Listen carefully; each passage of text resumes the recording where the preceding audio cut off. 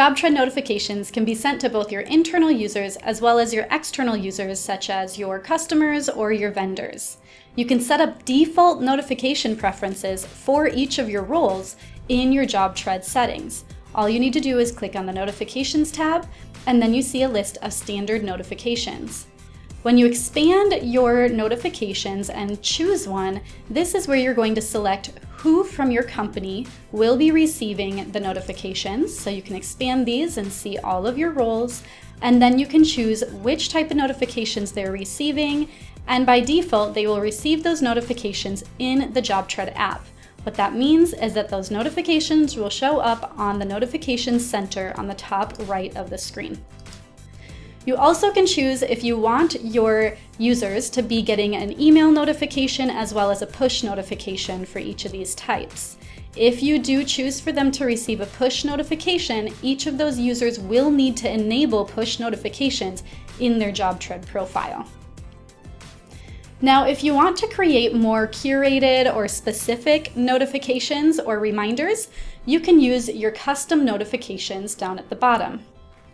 This is where you can select New, and you can set up your own notification preference. Let's create one together. So here we'll put a name for that notification.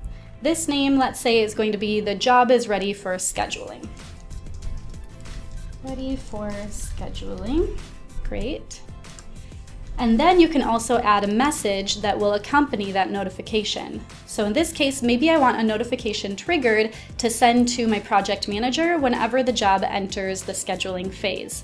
So let's just say the job is now in your hands. Happy scheduling. Awesome. All right.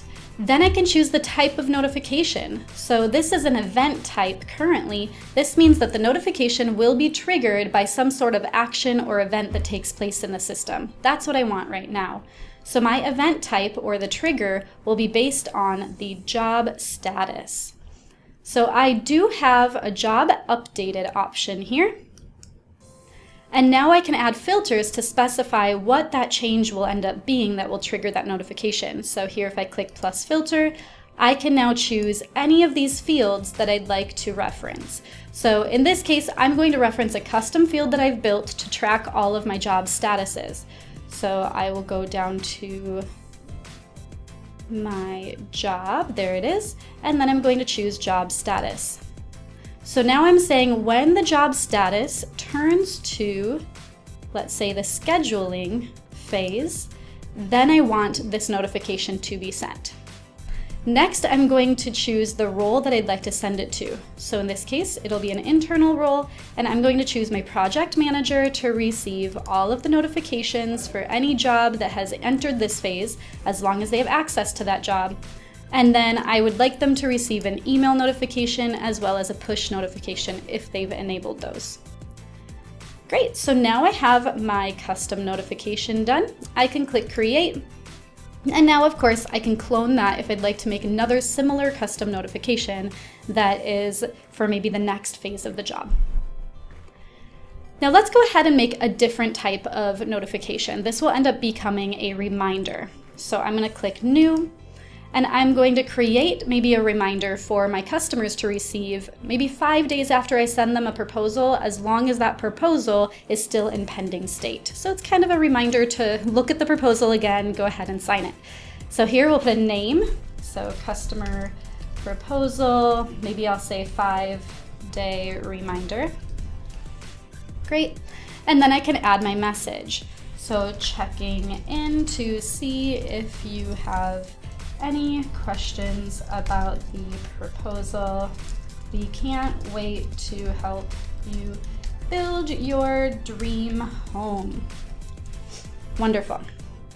All right, now we'll go ahead and choose the type, and in this case it's going to be a time-based reminder, so I'm going to choose reminder, and now I can set the trigger. So I want this to take place 5 days after I send the proposal, so I'm going to put 5 days after, and then the document issue date.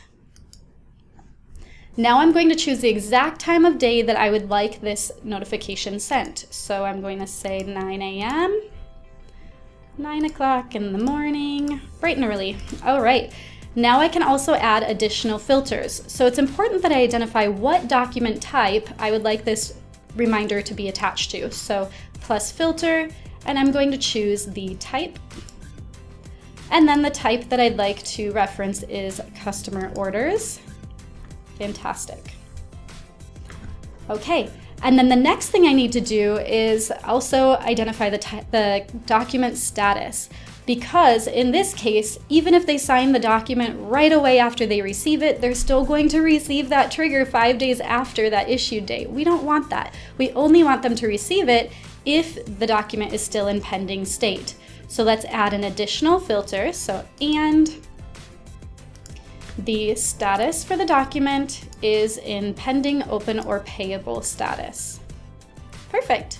Now we should be set. So the last thing I need to do is choose the roles that will be receiving this notification. So I will expand my customer roles, and I want all of my customer roles to be eligible for this notification. So we'll just say all, and then I want them to receive an email notification. Maybe I don't want to send out a push notification even if they have enabled those. In this case, an email feels a bit more formal. Great, so we'll click create, and now you're going to notice that your custom notification is listed here.